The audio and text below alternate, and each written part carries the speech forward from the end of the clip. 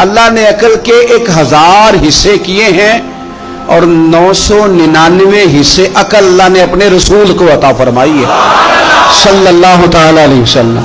باقی ایک حصہ ساری دنیا کو ملی ہے جس سے انجینئر بھی بنے، سائنسدان بھی بنے، عالم فاضل شیخ مفتی محدث مفکر بنے. حضور صلی اللہ تعالی علیہ وسلم کے نا اعلان نبوت سے پہلے کا واقعہ ہے. خانہ کعبہ کی تعمیر سارے مل کے کر رہے تھے. اب کئی قبیلے تھے.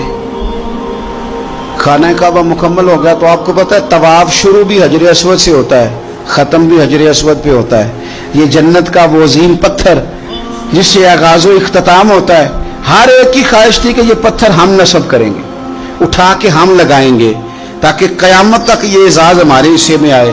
اب انہوں نے اس کے لیے تیاری کر لی. قبیلہ عبدالدار کے لوگوں نے تو اس طرح کیا کہ نوجوان بھی جمع کر لیے، تلواریں بھی اکٹھی کر لی کہ جس قیمت پہ بھی ہمیں یہ کام کرنا پڑا نصب ہم نے کرنا ہے پتھر.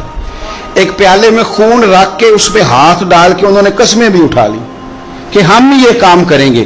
ہر قبیلہ یہی کہہ رہا تھا. اب جب بات بڑی بڑھ گئی نا تو ابو امیہ بن مغیرہ ایک سیانا آدمی تھا، وہ کہنے لگا یار لڑو نہ. اس نے کہا یار اس طرح کرو، ایک مسئلہ اس طرح کر کے نہ حل کر لیں. ایک بات میں نہ بتاؤں، آپس میں نہ لڑو. کل جو بندہ سب سے پہلے حدود حرم میں داخل ہو، وہ کوئی بھی ہو جو فیصلہ کریں قبول کر لو گے کر لو گے کر لو گے کر لو گے، ہاں ہو گئی سب کی، قربان جائیں. سب سے پہلے حدود حرم میں مدینے والے معبود تشریف لائے، رسول کائنات صلی اللہ علیہ وسلم. اب تو ہر بندہ خوش ہو گیا، کہنے لگے لو بھئی یہ تو صادق اور امین ہے.